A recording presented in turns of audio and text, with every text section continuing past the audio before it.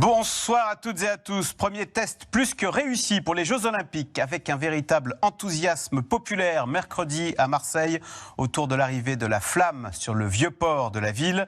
Alors que faut-il attendre de ces Jeux Olympiques en matière de retombées économiques, mais aussi pour l'image de la France dans le monde, une France plus attractive qu'on ne l'imagine. En tous les cas, le cabinet de conseil international EY constate que pour la 5e année d'affilée, eh bien, la France est le pays européen qui attire le plus d'investisseurs étrangers. Bref, la France, vue de l'étranger, serait-elle plus belle et attractive que ce qu'on imagine parfois chez nous? C'est le sujet de cette émission de ce C'est dans l'air, intitulée ce soir JO Attractivité, la France s'enflamme. Avec S''EN.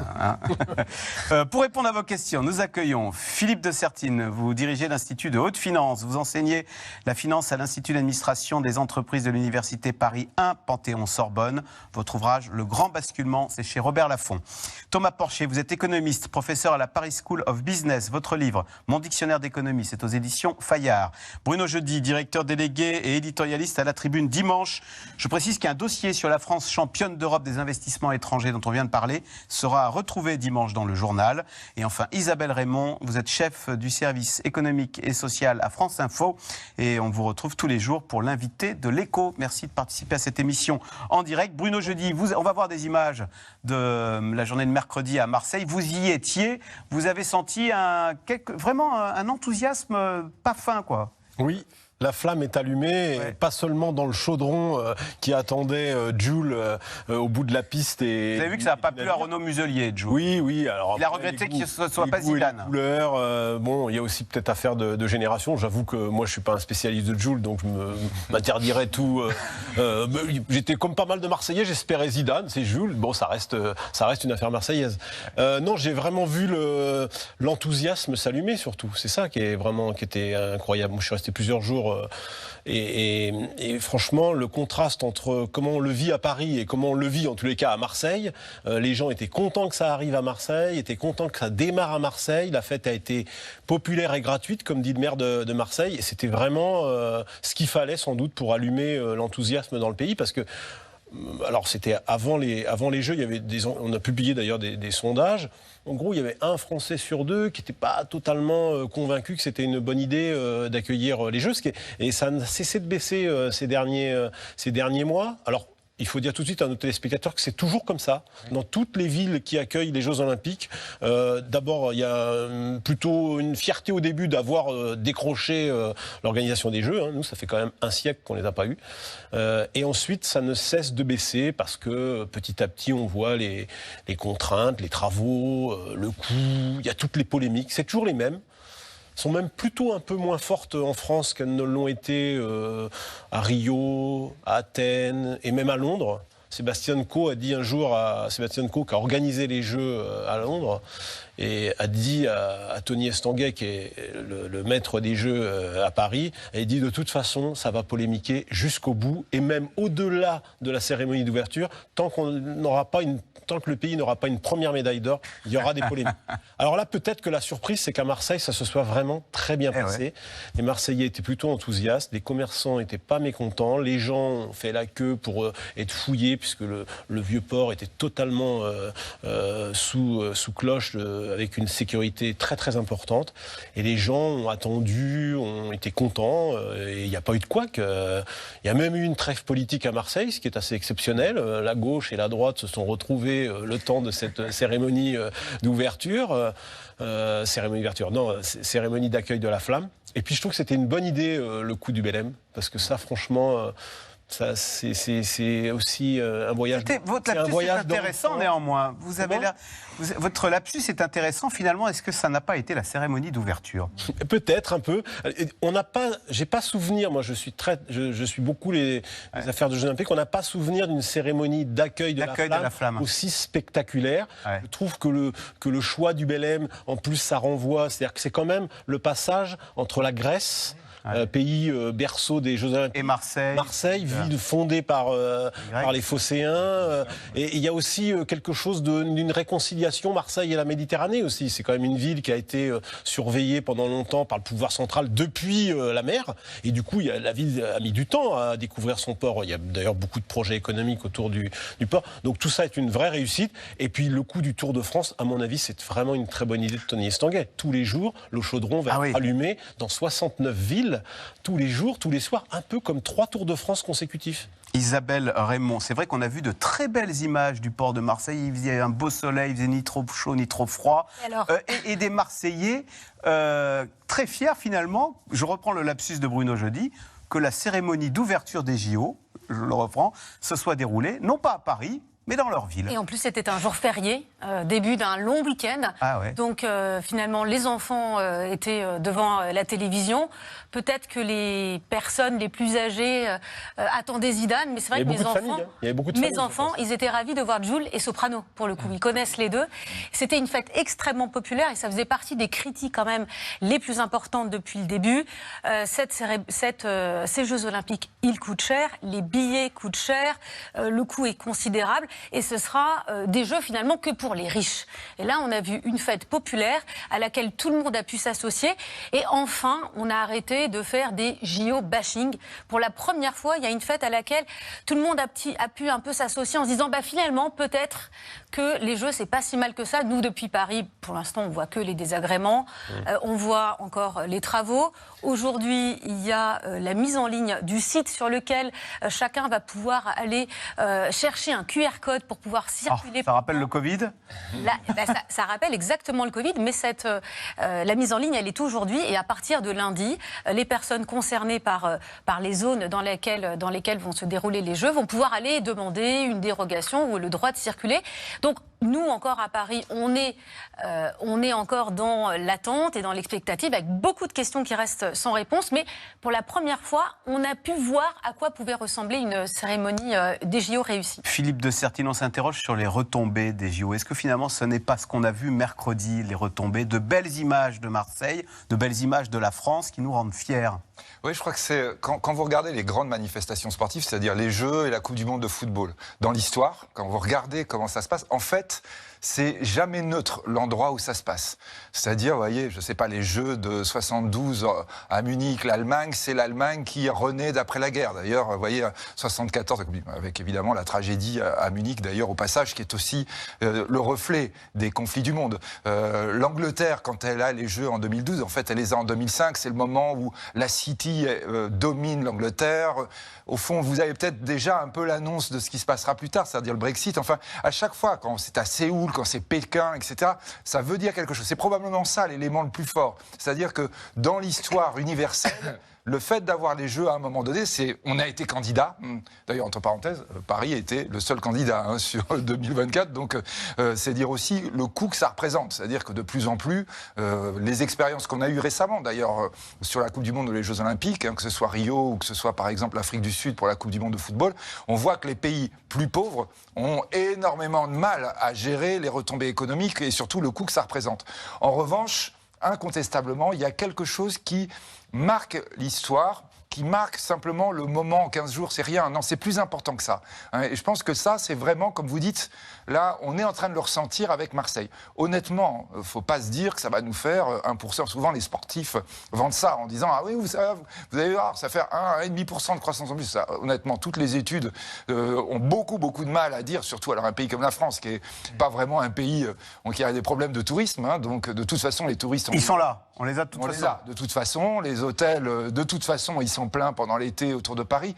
C'est au-delà de ça. C'est pas tellement les retombées directes, c'est effectivement quelque chose qui dit du dynamisme d'un peuple, d'une nation, à un moment donné de son histoire. Et là, je crois que c'est intéressant quand même d'avoir ces Jeux aujourd'hui. Il faut rappeler, ils ont été décidés en juin 2017. Emmanuel Macron avait été élu 2 mois avant. C'est-à-dire il y a quand même là cette espèce d'air d'évolution de la France que sans doute aussi les organisateurs ont voulu refléter avec ces premières cérémonies d'arrivée de la flamme. Thomas Porchic, qu'est-ce que vous vous êtes dit mercredi quand vous avez eu cet enthousiasme collectif ? Vous avez dit que les critiques retomberont vite une fois que la compétition commencera. C'est sûr. Là, on est dans l'étape, là, Bruno jeudi l'a très bien expliqué. C'est tout le temps comme ça dans les grandes compétitions sportives. Là, on est dans la période où ça va être la joie. Et puis si on a des médailles d'or, ça va être encore plus la joie. Moi, je me souviens, au moment de la Coupe du Monde de 98, il y a eu tout un tas de critiques avant sur déjà la formation de l'équipe de France, sur le nom du stade, Stade de France, il y avait des blagues CSDF, c'est à Saint-Denis, pourquoi ce choix-là, il y a eu tout. Et puis dès qu'on a gagné la Coupe du Monde, dès que les matchs ont commencé à se dérouler les uns après les autres, là, il y a eu vraiment un enthousiasme populaire. Donc là, on va rentrer dans... Et Marseille l'a montré, hein, c'était spectaculaire ce qui s'est passé à Marseille. Donc on va rentrer là-dedans. Mais il y a quand même un certain nombre de critères à prendre en compte aujourd'hui autour de ces grandes manifestations sportives. L'impact écologique, il y a de plus en plus de critiques. On l'a vu avec la Coupe du Monde au Qatar, on l'a vu avec les Jeux Olympiques en Chine, à Pékin, avec la neige artificielle. Et on le voit aujourd'hui sur ces grandes manifestations sportives. Quand on met tous les paramètres dans l'équation, avec le réchauffement climatique, on se demande comment ça peut tenir sur le long terme. Et il va falloir soit changer la fréquence, soit faire des lieux uniques. Le fait que la France ait été le seul candidat, pour vous, c'est le signe peut-être d'un début de la fin de ce genre de grande compétition? Il y a des questionnements dans la société civile et il y a aussi des questionnements au niveau social. Moi, je me souviens de cette Coupe du Monde au Brésil, qui est un pays quand même, qui est un des pays fiefs du football, où il y a eu des tensions sociales très fortes au moment de l'organisation de la Coupe du Monde, parce que effectivement, c'est réservé à des gens qui payent très cher, dans des contextes sociaux parfois difficiles, ce qui crée quand même des questionnements au sein de la population. Et la dernière des choses que j'ajouterais sur l'impact économique. Je rejoins parfaitement l'analyse de Philippe Dessertine. Après, on se rend compte, dans un certain nombre d'études, que l'impact est souvent plus fort dans des conjonctures de forte croissance. Par exemple, l'impact économique était plus fort à Séoul, où il y avait des taux de croissance à 7%. À Pékin, il y avait des taux de croissance à 10%, l'ancien Pékin, pas le dernier, que quand ça a été en Grèce, en 2004, on était juste avant la crise, ou par exemple au Brésil, où on était carrément en période de récession. Donc là, la conjoncture est un peu mieux chez nous que dans le reste de l'Europe, mais on n'est pas dans une conjoncture extrêmement foisonnante.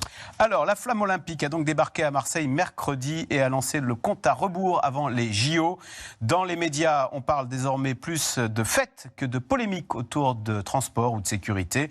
Il était temps, selon les derniers sondages, 50% des Français estiment que le pays ne sera pas prêt pour accueillir les JO. Sujet de Magali Lacrose et Christophe Roquet. À bord du plus vieux 3-mâts de France, la Flamme olympique arrive à Marseille. Fin du voyage pour le Belém, après 12 jours en mer depuis la Grèce, et début du compte à rebours. 79 jours avant la cérémonie d'ouverture des JO, le rappeur Jul électrise Marseille et allume le premier chaudron du relais de la Flamme. Marseille, on est là!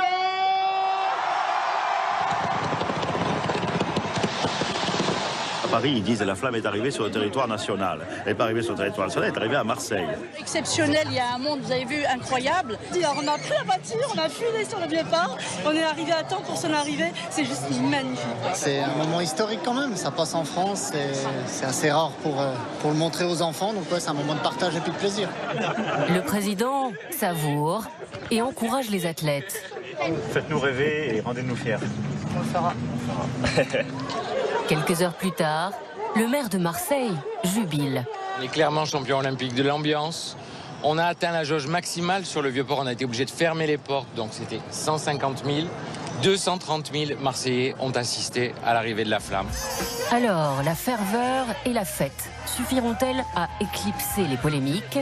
Dernière en date, les nouveaux critères de sélection des porte-drapeaux éliminent et vexent certains athlètes. Il y a le salaire du président du comité olympique qui fait débat, ou le choix éventuel de la chanteuse vedette pour la cérémonie d'ouverture. Plus de 15 millions de visiteurs sont attendus dans la capitale cet été. Dès le 18 juillet, la circulation sera réduite, voire interdite tout autour de la Seine. Se pose alors la question des transports. À l'occasion des Jeux Olympiques et Paralympiques, Île-de-France Mobilité va augmenter considérablement son offre de transport. Hausse aussi considérable des tarifs. Des tickets de métro 2 fois plus chers et une invitation à télétravailler pour éviter de surcharger les transports en commun. L'inquiétude monte chez les franciliens, mais aussi dans la fonction publique. Des préavis de grève, notamment pour la RATP, ont été déposés par la CGT. Ça fait des mois qu'on répète la même chose et que tout le monde s'en fiche. Ça commence à être très fatigant. Mais les Jeux, c'est des centaines de milliers de travailleuses et de travailleurs qui sont percutés, avec 2 questions qui se posent. D'abord, celles et ceux qui vont devoir travailler beaucoup plus que d'habitude, avec des heures sup, des congés payés qu'ils ne pourront pas prendre. Et donc, pour cela, nous demandons quelles sont les conditions sociales de ce travail. Alors, qu'il y ait du dialogue social nourri, qu'il y ait des revendications syndicales, tout ça est normal et logique. Mais je rappelle que là, on est en train de parler d'image de la France. On est en train de parler de ce qui est un événement, l'événement du siècle pour la France. Et donc, j'en appelle évidemment à la responsabilité. J'ai confiance. Autre inquiétude, esquissée récemment par le président, reprise par le préfet de police. La menace d'attentat plane sur la France. Si le risque était réel, notamment pour la cérémonie d'ouverture des JO sur la Seine, des plans B et C sont préparés en parallèle.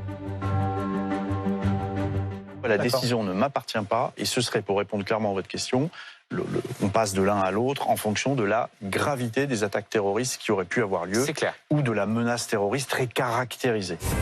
En attendant la cérémonie du 26 juillet, des relayeurs connus et moins connus porteront la torche dans la France entière. Aujourd'hui dans le Var, la flamme olympique sera à Toulon ce soir. Bruno Jeudi, on ne sait pas tellement évaluer les conséquences, mais il y aura un rapport quand même qui doit sortir. On attend un rapport sur les conséquences et le gain économique de ces JO. Oui, absolument. Là, sur ce point-là, le président de la République a bien remarqué que Pierre Moscovici de la Cour des comptes avait estimé que c'était peut-être trop cher ces Jeux, puisqu'on évoque un chiffre de 3 à 5 milliards, mais avec des dépassements possibles. Le président de la République s'est engagé à ce qu'il fasse œuvre de transparence et qu'on sache exactement combien coûteront ces Jeux. Et à mon avis, ce sera le cas dans tous les pays. Après, on sait exactement combien ont coûté les Jeux. Et combien ça rapporte ? Et combien ça rapporte ? Alors là, c'est forcément un petit peu plus compliqué. D'ailleurs, la semaine prochaine, il y a un premier rapport qui doit donner un peu les estimations de ce que ça pourrait, ça pourrait rapporter. Là-dessus, puisque pour le journal, on a interviewé le président de la République sur ce point-là, il n'a pas voulu se mouiller sur ce que ça pouvait rapporter. Simplement, c'est vrai qu'aujourd'hui, sur la base de ce que ça coûte, du budget qui est prévu, 3 à 5 milliards, qui a augmenté de 15% en 9 ans. Donc c'est plutôt resté dans les clous de l'inflation, puisque le comité se crée lors de la décision de la candidature de la France en 2015. Il faut rappeler que c'est une idée de François Hollande au départ. François Hollande, sur la base justement de cette année 2015 terrible, avait décidé de lancer la candidature de la France un peu sur le thème de la résilience d'un pays qui se relèverait des attentats par un moment positif autour des Jeux Olympiques. Combien ça coûtera à l'arrivée, pour l'instant, on a du mal à le dire. On est quand même, pour l'instant, sur des bases inférieures à ce qu'ont pu avoir 2 à 3 fois moins que les Grecs.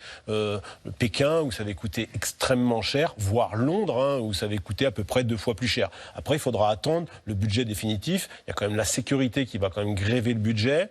Il y a aussi le coût des sociales, parce que là-dessus, il va falloir payer les heures sup des fonctionnaires, des gens qui travaillent dans les entreprises de transport. Tout ça, ça va forcément augmenter le budget. Thomas Porcher, alors les conséquences économiques, on pense bien sûr aux recettes touristiques, mais est-ce qu'on est déjà au taquet ? On a l'impression, l'an dernier, on a eu les chiffres d'Atout France. La France a engrangé 63 milliards d'euros en hausse de 12% en accueillant 85 millions de touristes étrangers. Est-ce qu'on fera plus cette année ou est-ce que... Alors, il y a des scénarios qui disent qu'il peut y avoir jusqu'à 3 à 4 millions de touristes en plus. Sur un mois de juillet, Paris peut avoir 12 millions de touristes. Certains estiment qu'on peut aller jusqu'à 16 millions de touristes en plus. D'autres disent qu'il y aura un effet d'éviction, qu'une partie des touristes qui se rendaient à Paris pour visiter ne vont pas venir parce qu'il y a les Jeux. Et vous serez à Paris, par exemple, typiquement, fin juillet. Moi, je serai à Paris, oui, tout à fait. Et autour de vous, il y a beaucoup de gens qui disent, moi, justement, je vais partir. On va dire qu'une partie des Parisiens veulent effectivement quitter Paris pendant les Jeux Olympiques, ce qui est assez impressionnant, puisque la fête est là, à côté de chez nous, et une partie veut quitter Paris. Oui, Isabelle Raymond, alors, est-ce que, justement, les hôteliers, les Airbnb en attendent trop et montent des prix délirants et vont devoir revoir à la baisse leurs prétentions ? Alors, c'est exactement ça, puisqu'on a vu qu'une partie des hôtels n'était pas complet. Alors, tout ce qui est hôtel de luxe, c'est plutôt bien rempli. Il y a même des hôtels qui ont été complètement privatisés. Je ne sais pas par qui, mais en tout cas, il y a des hôtels qui ont été privatisés. Après, c'est le milieu de gamme où c'est plus compliqué, tout ce qui est à peu près 3 étoiles. Je crois que c'est le gouvernement qui avait proposé de mettre en place une charte de bonne conduite sur des fourchettes de prix à respecter. Et les hôteliers n'ont pas accepté. Donc, ils ont pratiqué des prix élevés. Et aujourd'hui, ils se retrouvent avec des taux de remplissage qui ne sont pas satisfaisants. Et maintenant, un petit peu comme ça en douce, ils revoient leurs prix à la baisse. Et c'est pareil pour les Airbnb. Il y a pas mal de gens qui disent qu'ils ont des annulations, qui revoient des prix à la baisse, ou des clients potentiels qui négocient en disant moi, on m'a proposé moins cher, donc si vous ne baissez pas vos prix, je ne vais pas venir. Et pour ce qui est du tourisme, c'est le patron d'Aéroports de Paris qui me disait qu'on allait être, ça allait être stable. Par rapport à une année normale, par rapport à un été normal, en fait, les gens qui ne vont pas venir, enfin, les touristes, les touristes JO vont remplacer les touristes traditionnels. Exactement. Donc, ce sera pas plus, ce sera pas moins, ce sera exactement la même. Pareil. Donc, Philippe de Sertine, on a beaucoup de mal à quantifier les retombées économiques qui seront peut-être nulles, d'ailleurs, de ces JO. Mais est-ce que les principales retombées ne seront pas sur l'image ? On a vu tout à l'heure là. Cette cérémonie d'ouverture, si elle se passe comme prévu sur la scène, l'image de la France qui fait que c'est ce qu'on appelle le software. Je crois qu'on aime les Français, on les admire et on dira, vous avez vu comme on est bon. Non, c'est évident. C'est-à-dire que ces grandes manifestations sportives, c'est le monde entier qui vous regarde. C'est-à-dire, là, pour le coup, ceux qui peuvent probablement être comparés, c'est ce qui s'est passé en 2012 en Angleterre. C'est-à-dire, le monde entier se souvient de James Bond et de la reine d'Angleterre qui, entre guillemets, saute en parachute. Et d'ailleurs, aussi après, alors là, les médailles d'or sont tombées comme pluie sur l'équipe d'Angleterre. Peut-être on aura un peu moins, nous, en France. Mais je dirais, en athlétisme, pratiquement sûr qu'on en aura moins. Le top 3, ça sera difficile. Top 5. Donc, mais c'est vrai que oui, après, vous voyez, quand on est en train de parler des Jeux de 2012 d'Angleterre, on s'en souvient encore. Je dirais de la même façon, quand vous regardez sur un certain nombre de grands moments comme ça, de communion sportive, parce que la trêve olympique, c'est ça, quoi. C'est le monde entier qui regarde la finale du 100 mètres, qui regarde les Jeux olympiques, qui regarde la finale de la Coupe du Monde. C'est le monde entier qui s'arrête, et évidemment que c'est un espèce de coup de projecteur qui marque la mémoire. Et je crois que ce qui est très important par rapport à ce que vous dites, c'est ça marque la mémoire des jeunes. C'est-à-dire que les jeunes, après, ils viendront à Paris voir l'endroit où il y a eu telle finale du 100 mètres, où il y a eu tel record du monde de natation, etc. Et les jeunes, c'est formidable, attirer les talents, attirer les jeunes gens ensuite, ça c'est très important. C'est sûrement l'un des impacts les plus difficiles à mesurer, parce que ça, vous ne pouvez pas dire, vous voyez, on disait, la France c'est le seul candidat, le candidat suivant c'est Los Angeles, c'est la Californie.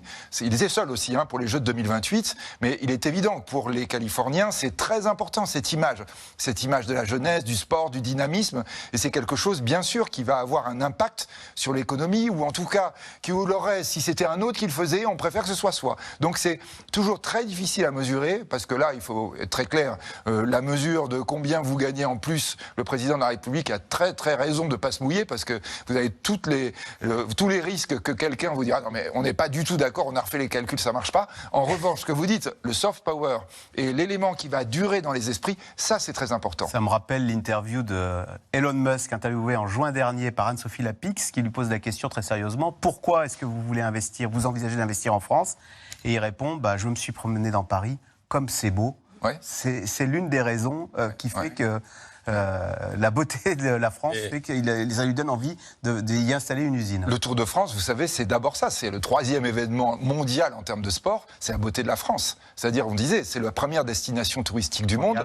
Vous avez... Le Tour de France est une publicité chaque année pour la France. Partout, tout le monde regarde en disant... Pas pour le cyclisme, mais pour les paysages. Alors le cyclisme, accessoirement, mais donc quand même, il y en a qui regardent pour le vélo. Mais vous savez qu'il y a évidemment ces diffusions qui sont de plus en plus soignées des paysages français, parce qu'à chaque fois, c'est une vitrine extraordinaire pour la France touristique. C'est comme ça qu'a été conçue aussi la cérémonie d'ouverture, pour le coup, la vraie, celle qui aura lieu le 26 juillet au soir sur la Seine, parce que d'abord, elle va permettre de montrer le patrimoine extraordinaire de Paris.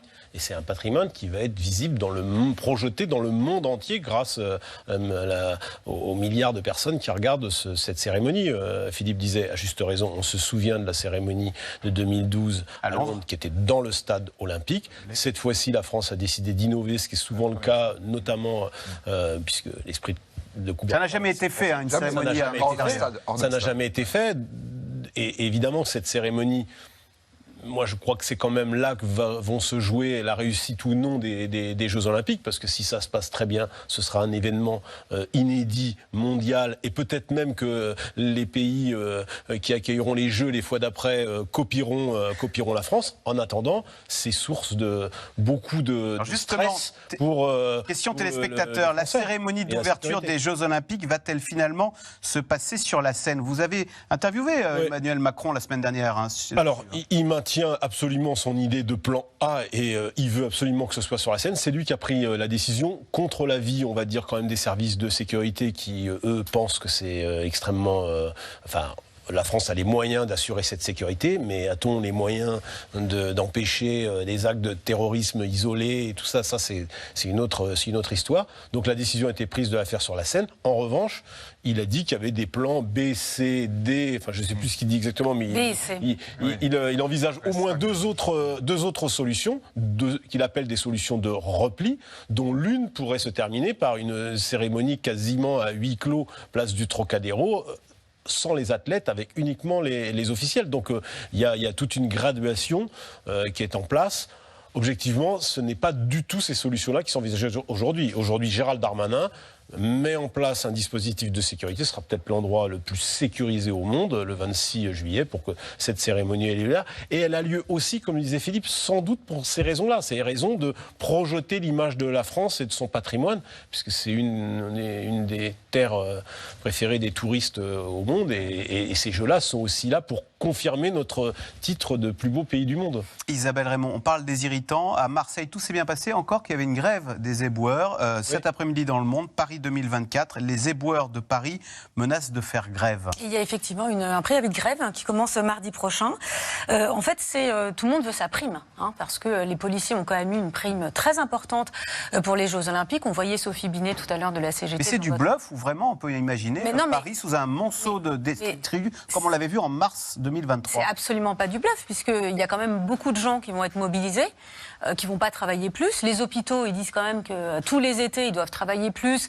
Il y a eu le Covid, la crise sanitaire, et qu'ils doivent de nouveau être sur le pont, qu'on leur demande de faire un effort. Donc ils disent, si on doit faire un effort, il va falloir qu'on soit rétribué en conséquence. On ne sait pas comment on va faire garder les enfants. C'est-à-dire que la fonction publique aussi doit s'organiser pour que les Jeux se passent le mieux possible. Donc la RATP demande une prime, la SNCF demande une prime, la fonction publique hospitalière demande une prime, les éboueurs demandent une prime, et vous avez le secteur privé, puisqu'il y a une charte quand même, pour le coup, qui a été mise en place avec, vous avez du côté patronal, vous avez le MEDEF, et de l'autre, vous avez Jean-Marc Thibault, ancien secrétaire général de la CGT, qui s'occupe effectivement de coordonner un petit peu tout ce qui est social pour les JO. Et les entreprises privées vous disent, nous, on a fait le job. On a mis les gens en télétravail, on a organisé les choses, à la fonction publique de faire la même chose pour que les choses se passent bien. Mais les syndicats ne se prendraient pas à dos quand même l'opinion publique en disant vous avez gâché nos Jeux Olympiques et vous avez humilié la France aux yeux du monde entier? Est-ce que c'est la limite? D'où l'idée d'établir un rapport de force avant. Et vraiment, on est dans un moment où les syndicats... Je l'ai souvent rappelé dans cette émission, ont été unis sur la réforme des retraites. Ils n'ont pas été reçus par le président. Ils estiment ne pas avoir été considérés. Donc ils ont compris maintenant qu'il y avait un moyen de mettre un rapport de force à forte intensité. Et je pense que le but, c'est de le faire en amont. Et on voit que ça fonctionne finalement. Ça a fonctionné pour la police. Et c'est vraiment la police qui a donné le là. Et donc finalement, voilà. Et les autres disent, pourquoi moi je travaille de la même façon, donc même travail, même prime que la police. C'est un peu ça, une course à l'échalote. C'est exactement ça. Alors, la France se réjouit d'accueillir les Jeux Olympiques, mais aussi les entreprises étrangères. Pour la 5e année consécutive, notre pays est le champion d'Europe en la matière. Un exemple parmi d'autres, l'usine de médicaments Novo Nordisk à Chartres s'agrandit et devrait créer 500 emplois supplémentaires d'ici 2028. C'est un sujet de Claire Blondiot, Pierre Dehorne avec Léo Seux.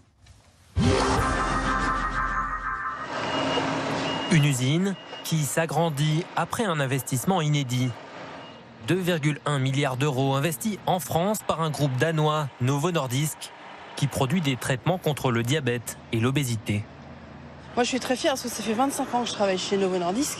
Donc j'ai vu en effet ce site s'agrandir.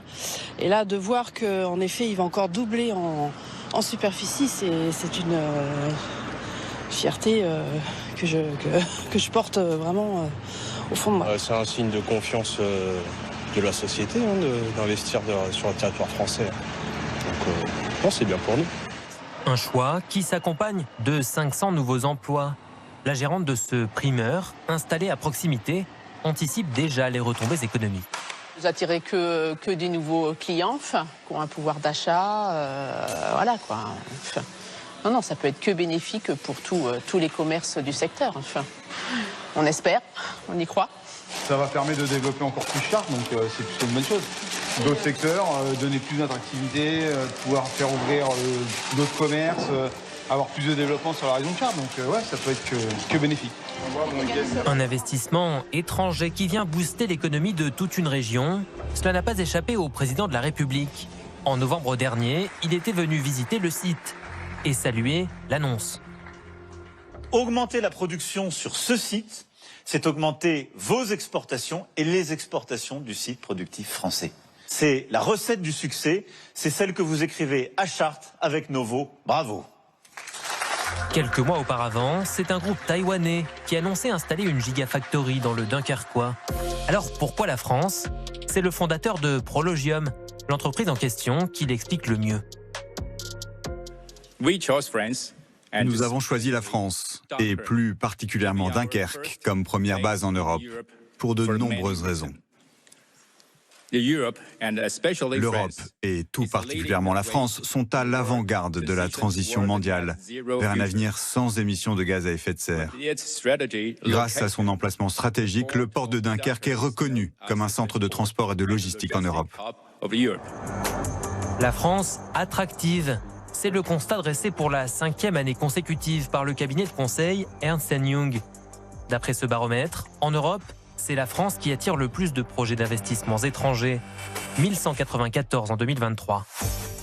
Pour le ministre de l'économie, qui s'était presque habitué à annoncer de mauvais chiffres, l'occasion de justifier la politique du gouvernement. Je pense qu'au bout de 5 fois, on peut reconnaître que ce n'est plus le hasard, c'est le résultat de la politique de l'offre qui a été menée par le gouvernement depuis 7 ans. C'est des usines qui ouvrent, des usines qui s'agrandissent, c'est des perspectives de prospérité pour tous nos compatriotes.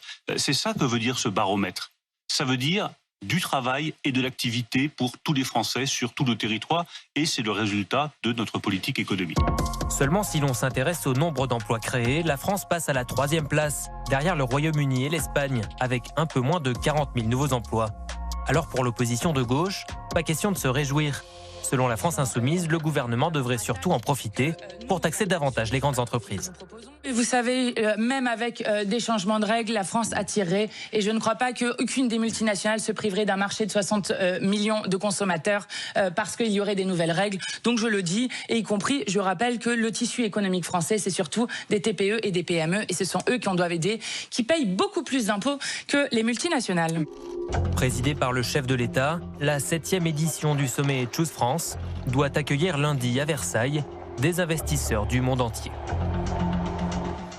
Thomas Porcher, est-ce que c'est le signe de quelque chose? Votre regard là, sur cette France qui, pour la 5e année d'affilée, est le pays le plus attractif d'Europe? Je pense que dans le reportage, on le voit bien, et Bruno Le Maire a très bien résumé. C'est la politique qui a été menée par le président de la République, avec la baisse d'impôts sur les sociétés, avec la flat tax, avec la baisse de l'IS. C'est un cadre qui est très pro-business. Et Emmanuel Macron, le président de la République, a invité régulièrement les chefs d'entreprise à Versailles. Donc il y a eu vraiment un traitement sur mesure avec les grandes entreprises. Et le résultat est là. Il y a aussi le fait que le Royaume-Uni soit sorti de l'Europe. Le Brexit a joué favorablement pour la France. Mais après, il faut faire attention à une chose, c'est que l'investissement direct étranger, c'est une bonne chose, dans le cas de votre reportage, où il y a quelqu'un qui ouvre une usine sur place et qui emploie des Français.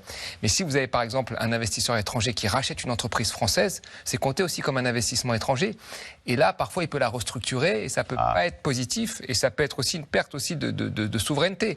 Il faut faire très attention aussi. Par exemple, si vous avez, je sais pas moi, Tesla qui ouvre une usine en France, eh ben c'est un concurrent à nos constructeurs français en France, et c'est un investissement direct étranger. Donc l'investissement direct étranger, c'est une bonne chose, mais il faut voir ce qu'on en fait après.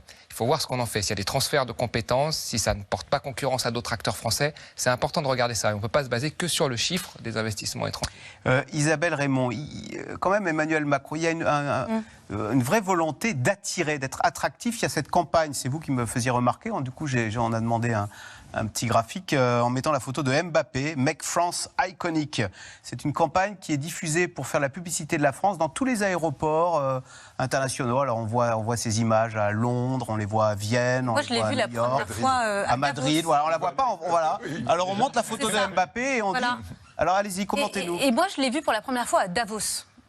Cette année. En Suisse, donc. En Suisse, mais surtout, c'était aussi une façon de promouvoir les Jeux Olympiques. Pour le coup, on y revient. Et il y a quand même le meilleur promoteur de la France, c'est quand même Emmanuel Macron. Il a quand même réussi à créer cet événement tous les ans. Choose France, à l'époque, c'était d'ailleurs associé à Davos. Et puis maintenant, c'est dissocié de Davos. Vous voyez, là, c'est quand même en plein mois de mai. C'est lundi à Versailles. Donc il reçoit et on annonce un nombre record d'investissements qui devrait être annoncé lundi. Et avec 180 chefs d'État étrangers, et pas forcément des Européens. Il y a des Asiatiques, il y a des gens qui viennent des États-Unis. Donc il a vraiment réussi à créer un rendez-vous comme ça autour de lui, finalement, dans l'apparat de Versailles. Et c'est pas anodin, en fait. Effectivement, vous avez raison, Thomas Porcher, il y a quand même toutes ces initiatives qui ont été prises, et notamment la stabilité fiscale, enfin la baisse des impôts de production, baisse des impôts sur les sociétés, c'est très important. Le fait de ne pas vouloir augmenter les impôts, de le marteler, et surtout pas les impôts sur les plus riches, c'est aussi un signal. Et puis, les gens, s'ils viennent aussi en France, c'est parce qu'on a de bonnes infrastructures, qu'on a de bons services publics. Internet, on pense aux routes, mais alors le rapport de EY dit non, en France, l'Internet fonctionne bien. Il n'y a pas de zone blanche. Internet fonctionne bien. Le plan haut débit de François Hollande. Ouais. Et ça fonctionne extrêmement bien. Et puis après, il y a le savoir-vivre à la française. Vous avez le patron de Sanofi qui vous dit qu'il va acheter son croissant tous les matins. Donc c'est aussi tout ça. Et il y a une sorte... Et c'est pas anodin. Aujourd'hui, effectivement, on crée peut-être moins d'emplois qu'en Allemagne quand on ouvre ou qu'on agrandit une usine. Mais mine de rien, c'est quand même 40 000 emplois créés selon le baromètre EY. C'est pas rien. Et ce que veut Emmanuel Macron, c'est de créer le plus d'emplois dans la production, dans l'industrie, parce que ce sont des emplois à forte valeur ajoutée. Ce qui est incroyable, Bruno Jeudi, c'est qu'il y a 15 jours, la France était clouée au pilori et Emmanuel Macron se recevait un avertissement à cause de nos finances publiques. Et là, c'est en miroir, on a au contraire des félicitations en matière d'attractivité. Est-ce qu'on peut dire qu'Emmanuel Macron est un président dépensier et qui ne sait pas gérer les comptes de la France? En revanche, il sait y faire quand il s'agit de jouer du violon aux patrons étrangers pour qu'ils viennent s'installer chez nous. Alors, si vous voulez me faire dire qu'il n'a pas gagné sur tous les tableaux, c'est incontestable. Sur la question de la dette, oui. Et de la finance publique. La dette a explosé. Il y a ce fameux chiffre de 1000, l'homme aux 1000 milliards de dettes supplémentaires qui est brandi par les oppositions de droite. Et les chiffres, pour l'instant, sont têtus. Et grosso modo, même si c'est un peu exagéré, 1000, ça doit être plutôt 800 ou 700.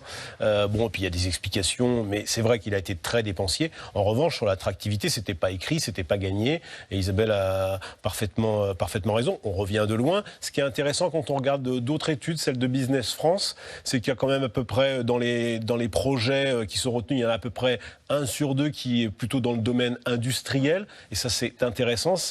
Derrière, il y a quand même une stratégie de réindustrialisation. Alors, c'est pas gagné là aussi. On est quand même loin. On n'a pas récupéré tous les emplois perdus. Mais il y a quand même des choses qui démarrent. Les Hauts-de-France avec la vallée de la batterie. Même ce qu'on vient de voir, l'exemple de la santé dans le centre Val-de-Loire. Il n'y a pas que de la tech et ce secteur porteur, mais pour beaucoup de Français qui est assez loin. Et le deuxième chiffre que moi j'avais trouvé intéressant dans l'étude de Business France, c'est qu'un projet sur 2 concerne des villes de moins de 20 000 habitants. Et ça, c'est intéressant. C'est l'avantage de l'industrie, c'est que ça se fait dans les territoires. Et ça, c'est vraiment là qu'au fond, les Français finiront par voir du concret, c'est-à-dire des choses qui rouvrent autour de chez eux et pas seulement dans les métropoles. Et là, il y a encore beaucoup de points à marquer parce que ce n'est que le début. On est sur des chiffres, Thomas le disait, on est en gros, selon les études, c'est entre 40 000 et 60 000 emplois créés ou maintenus. C'est quand même un pays qui a encore 7% de chômeurs au sens du BIT. Donc la marge est encore assez grande pour crier cocorico. Alors justement, faisons un peu les rabat-joie. Xavier, dans le Pas-de-Calais, qui nous fait remarquer, Philippe de Sertis, on est attractif, on attire des entreprises, mais on est en déficit. Où est le problème? C'est vrai que la France affiche toujours un déficit commercial de près de 100 milliards d'euros. C'est-à-dire que au fond, on ne fabrique pas grand-chose. Le Made in France peine à s'exporter. Non, mais je crois que justement, quand vous disiez, il y a le côté Janus un peu, mais alors c'est bien ou c'est pas bien? Je crois que justement, là, c'est ça qui est intéressant ce soir dans cette émission, c'est qu'on peut parler des problèmes, c'est-à-dire l'énorme déficit, l'énorme dette, parce que c'est pas que la dette publique, la dette des entreprises et des ménages françaises, elle est considérable. Et souvent, d'ailleurs, peut-être les téléspectateurs disent, mais on pourra jamais la rembourser. Qu'est-ce qui va se passer? Est-ce qu'on va faire défaut, etc. De la même façon, vous avez raison d'insister, ou le téléspectateur a raison d'insister sur le fait qu'on n'exporte pas. L'Europe exporte, la France n'exporte pas, ou enfin n'exporte pas assez. Heureusement qu'on a Airbus pour nous récupérer, mais on est ultra déficitaire, donc c'est pas bon. C'est quoi la solution? La solution, c'est créer énormément de richesses en face. Et pas forcément uniquement dans l'ancienne économie. Et donc là, peut-être qu'on parle beaucoup à l'industrie, mais l'industrie, même si elle monte à 12% du PIB en France, reste 88% en face qu'il va falloir dynamiser. Là, on peut créer une nouvelle valeur, une nouvelle richesse. C'est ça la solution. C'est investir dans une énorme création de valeur nouvelle parce que l'économie mondiale est en train de changer, parce que la technologie est en train de muter de façon incroyable. Et c'est probablement là vraiment le très très bon message qu'on reçoit quand en effet nous avons pour la 5e année, je dirais, le label, la médaille d'or, là on peut revenir tout à l'heure, de l'attractivité pour les investissements étrangers. C'est vrai que, alors, cette année est un peu moins bonne quand même, mais quand vous regardez, quand on disait tout à l'heure l'historique, vous voyez le décollage un tout petit peu, à peu près 700 nouveaux projets sous François Hollande, mais quand Emmanuel Macron arrive, là, blam, ça explose. Et là, on est à plus de 1000, 1200, bon, cette année un tout petit peu 1194. On a été la plus belle année, c'était 2022, où on était à 1222. Donc, on est très clairement, là, on a franchi un cap. Et ce qui va se passer lundi, ce qui est intéressant, et là, peut-être, effectivement, ça semble un peu plus lointain pour les Français, mais investissement massif dans les nouvelles technologies. C'est ce que j'allais dire, parce qu'en même temps, tout ce qui est Google, tout ce qui est nos téléphones portables, tout ça, ça reste en Californie et en Asie. Alors justement, là, par exemple, le plus gros investissement qui va être annoncé à Versailles, c'est AWS, donc le grand public ne connaît pas bien, c'est Amazon en fait. C'est le data center d'Amazon qui va être en France, c'est le plus gros investissement, et là on parle effectivement d'un investissement à 1,3 milliard.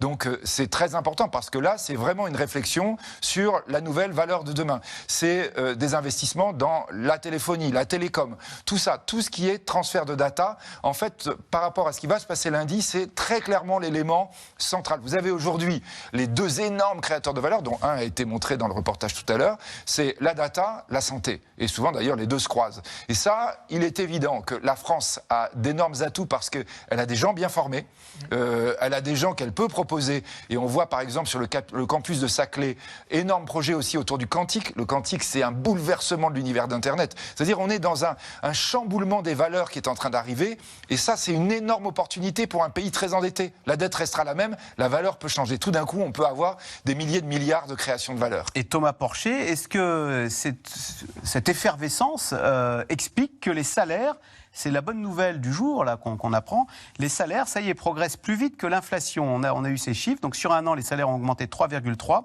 et l'inflation s'est tassée à 2,1%.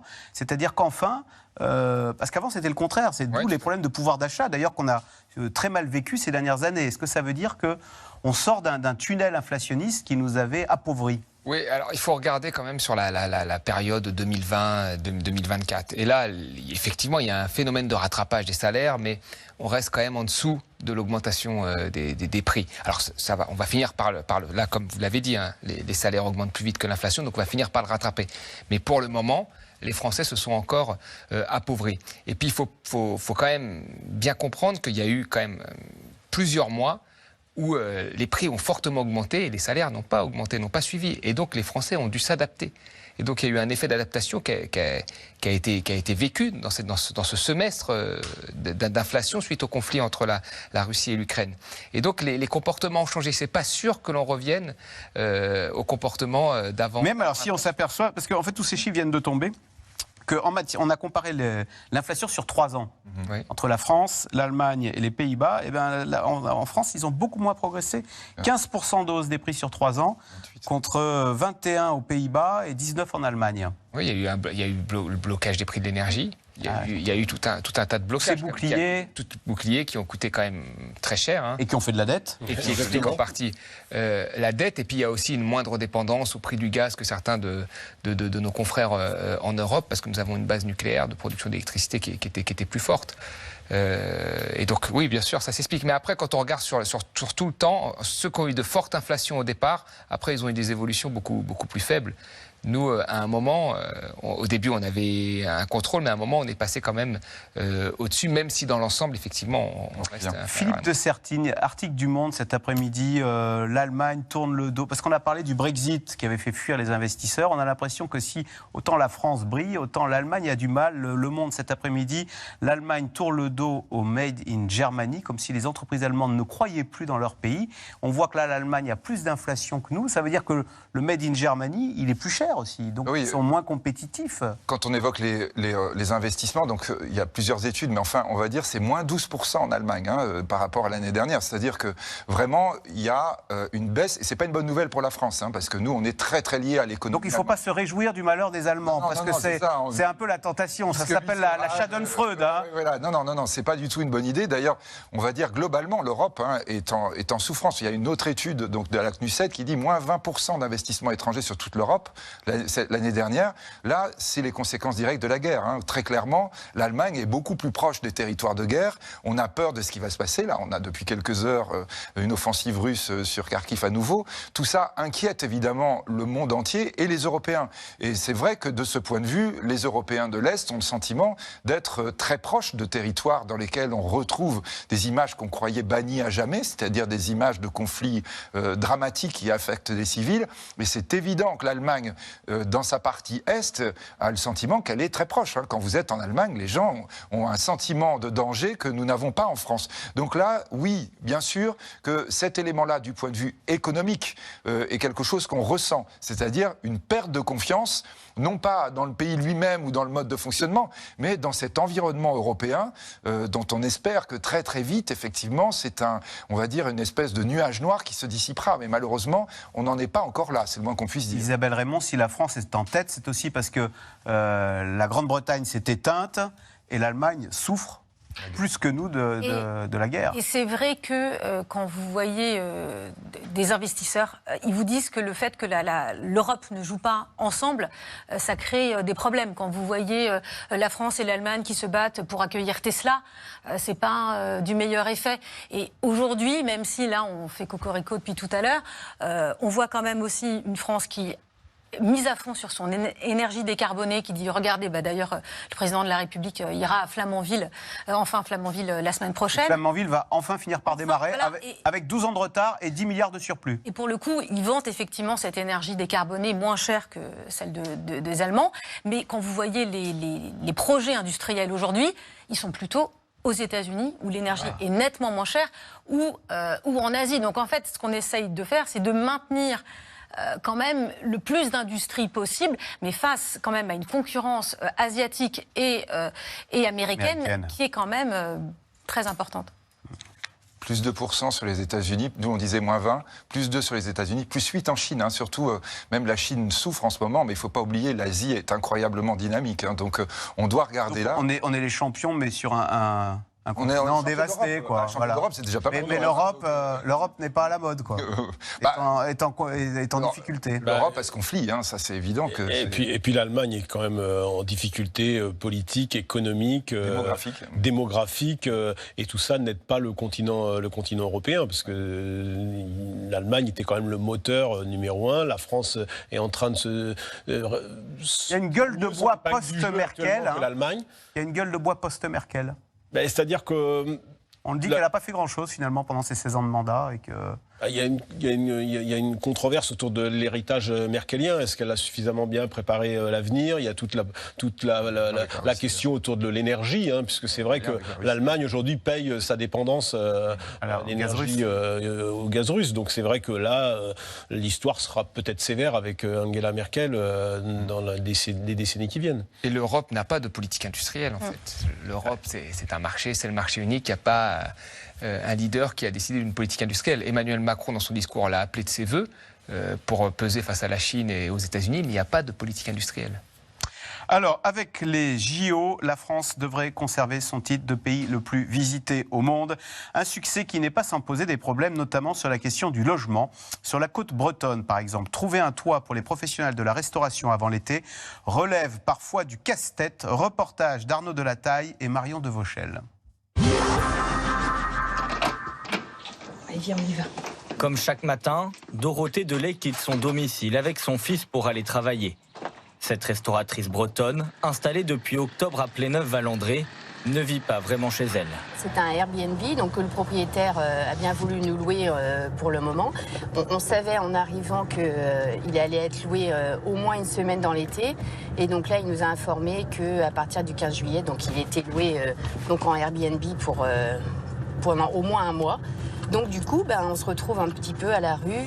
Depuis près de 9 mois, Dorothée et son mari cherchent activement un logement dans la région, avec une contrainte, celle d'être à moins de 20 minutes de route de son restaurant. Mesdames, bonjour. Bonjour, madame. Qu'est-ce que vous voulez boire? Mais dans une commune touristique prisée, les biens sont rares. La famille doit trouver en urgence une solution d'ici fin juin. Le temps presse et on sent que là, on ne sait pas trop comment on va faire. Donc on a toujours peut-être des solutions, peut-être on se disait en mobil-home, mais bon, en été, en camping, les prix aussi sont très chers. Et on est quand même 4, donc il nous faut 3 chambres, donc c'est pas évident.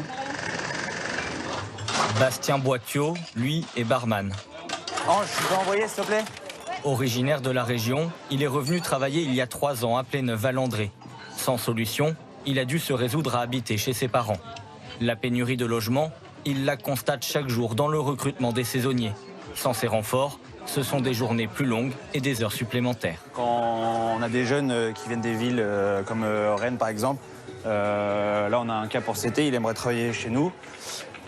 Et on n'a toujours pas trouvé de solution pour qu'il puisse loger dans le secteur pour éviter de faire 1h30 de route tous les jours. Ça fait des personnes en moins et puis là on commence à rentrer dans une période où il y a beaucoup de monde. C'est pas facile tous les jours. Comme des communes du sud-ouest ou de la Côte d'Azur, Pléneuve-Valandré n'échappe pas à la crise de l'immobilier. Cette ville des Côtes d'Armor compte près de 60% de résidences secondaires. Les rares logements disponibles ou en construction se vendent entre 5 et 10 000 euros le mètre carré, des tarifs inaccessibles pour les salaires locaux. Et quand ce n'est pas le prix, c'est l'offre locative de longue durée qui manque, au profit de celle de courte durée sur les plateformes telles que Airbnb, impossible à réguler pour les collectivités. Malheureusement, nous sommes désemparés. Régulièrement, certaines communes essayent par des stratégies juridiques plus ou moins solides de contrecarrer cette tendance, mais je dis bien plus ou moins solide parce que à chaque fois c'est retoqué par les tribunaux et ça ne peut pas aboutir. La mairie pense avoir trouvé une solution avec le bail réel solidaire. Le but de ce montage financier est de dissocier l'achat du terrain par un organisme à but non lucratif de celui des murs par les néopropriétaires. Le mécanisme est aussi anti-spéculatif. L'acquéreur ne peut pas louer son bien et sa revente est encadrée. Ce sont des résidences principales, il n'y a pas de résidence secondaire. On va être très vigilant là-dessus. La moyenne d'âge ici est supérieure à 60 ans. Donc la rajeunir un peu ne serait pas une mauvaise chose. Je pense que tout le monde souhaite qu'il y ait un peu de mixité d'âge. On a des écoles aussi. Là, on a une école justement et on souhaite qu'elle soit bien remplie. Le bail réel solidaire est déjà en place dans plusieurs villes de France. Avec ce dispositif, la ville espère bien redynamiser la vie locale et enrayer la crise de l'immobilier. Philippe de Sertine, on parlait tout à l'heure des points forts de la France, les infrastructures, l'art de vivre, la main-d'œuvre. Est-ce que le logement est en train de devenir un point faible de la France? Vous voulez absolument qu'on soit négatif à la fin? Non, mais voir les pistes d'amélioration. Bon, mais c'est clair, c'est évident que là, la question du logement et de la construction, parce que là, pour le coup, la crise que nous vivons est aussi extrêmement grave dans le domaine de la construction. C'est un point noir absolu. Donc Geoffroy Roux de Bézieux, quand il a quitté le MEDEF il y a quelques mois, disait « ce sera le le grand enjeu de la prochaine présidentielle. Et plus ça va, plus on peut considérer que oui, vraiment, on va vers cette problématique. Alors là, on a avec le tourisme, on l'a de la même façon. Quand on parle de l'implantation des industries, très souvent, la question, c'est de dire, ah oui, mais comment on va pouvoir loger les personnes éventuellement qui vont être attirées par les emplois? C'est vraiment cette question absolument... Là, on voyait quand même un saisonnier qui ferait 1h30, 3 heures de route. Il dort chez ses parents. Enfin. Ou celui qui fait 1h30 pour venir, vous vous rendez compte? C'est-à-dire, d'abord, probablement, il n'y a pas d'autre solution pour avoir du revenu. C'est un revenu à durée déterminée et il ne doit pas lui rester grand-chose quand on regarde le prix du transport, sans encore parler des risques qu'il va assumer tous les jours. Donc oui, c'est un point noir vraiment important. Là, pour le coup, sans doute que le gouvernement ne s'y est pas intéressé suffisamment tôt ou a considéré que c'était quelque chose qui était plutôt secondaire. Répétons-le, la question de la construction, ensuite, de toutes les entreprises de la construction et du bâtiment qui sont aujourd'hui en crise grave, notamment les petites, qui justement sont, on va dire, le tissu économique des territoires, ça, c'est une vraie question absolument cruciale économique des mois, des trimestres qui viennent. Bruno Jeudi, c'est vrai qu'on a l'impression que le gouvernement ne fait pas grand-chose face à cette chute des constructions et crise du logement. Alors c'est vrai que deux choses. Un, il y a un nouveau ministre du Logement qui vient de s'installer. Le précédent estimait que ces solutions n'avaient pas été retenues par le gouvernement. On a deux approches un peu différentes. On va dire qu'on a un ancien maire de Dunkerque, plutôt une approche, on va dire, c'est un ancien du PS, qui avait une approche sans doute différente de celle qui est défendue aujourd'hui par Gabriel Attal, avec le nouveau ministre du Logement, Guillaume Gasparian. Deuxième chose, il a été décidé par ce gouvernement, par le ministre de l'économie, de mettre fin aux dispositifs fiscaux. Oui, on a supprimé les aides fiscales. Voilà, qui effectivement étaient, explique-t-on, une sorte de dopage artificiel du marché, et ça coûtait extrêmement cher aux deniers de l'État. Et du coup, ils ont arrêté cette mesure. Alors après, il faut voir les coûts, avantages, inconvénients de cette mesure. D'un côté, c'était peut-être un dopage. De l'autre, c'était aussi un formidable moteur pour aider à la construction, ce qui aujourd'hui plonge le pays dans une crise du logement, qui est sans doute une des plus importantes crises de l'après-guerre.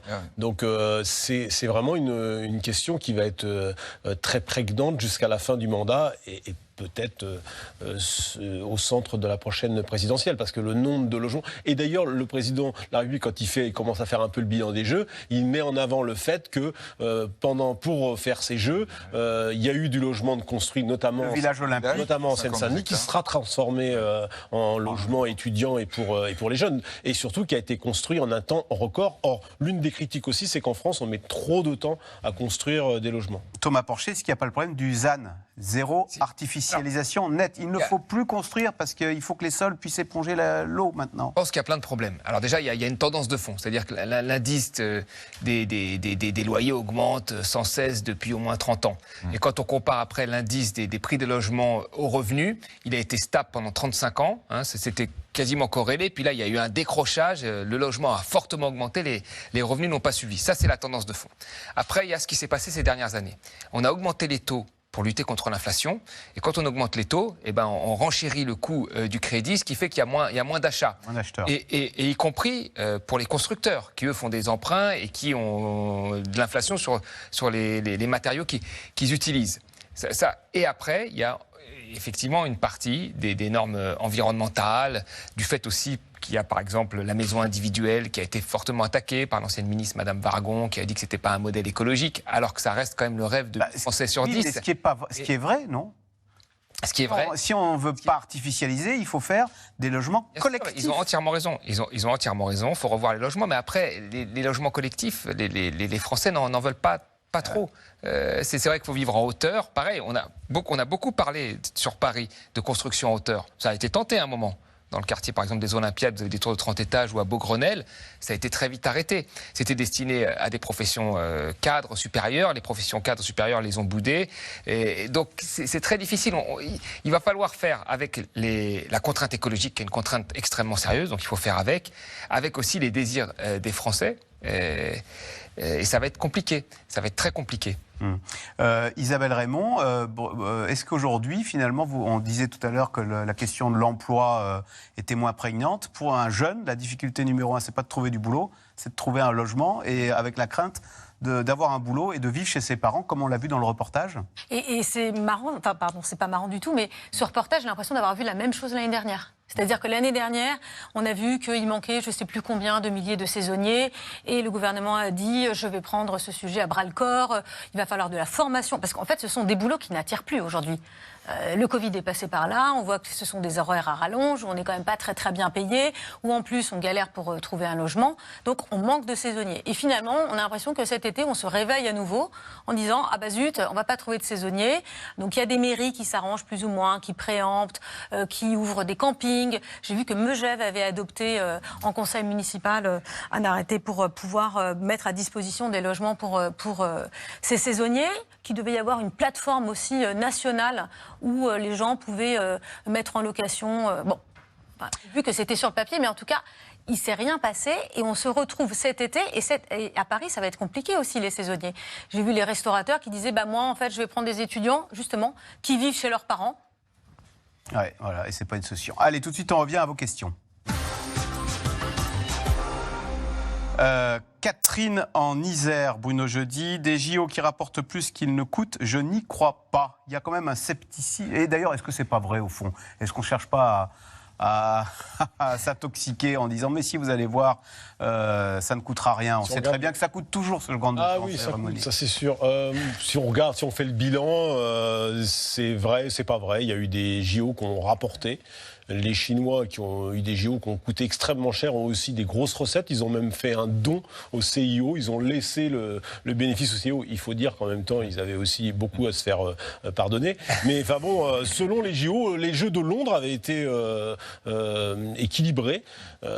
Après, ça dépend aussi ce qu'on met dans les investissements. Les Jeux de Paris sont des Jeux, il faut le dire, où il y a eu peu de choses à construire. Le Stade de France existait déjà. Il a fallu faire un lifting. Il date de 98. Il a fallu construire un stade aquatique, la grande piscine qui sera en face, le Stade de France. Il y a évidemment le village des athlètes. Et puis, il y a eu la rénovation. C'est essentiellement de la rénovation. Le Grand Palais, qui est une rénovation pour longtemps. Et puis la Marina à Marseille, qui sera mis à disposition de tous les gens qui veulent faire de la voile à Marseille. Donc, sur les installations en dur pour ces JO, il n'y en a pas beaucoup. Et d'ailleurs, quand vous êtes à Paris, aujourd'hui, on construit des installations éphémères.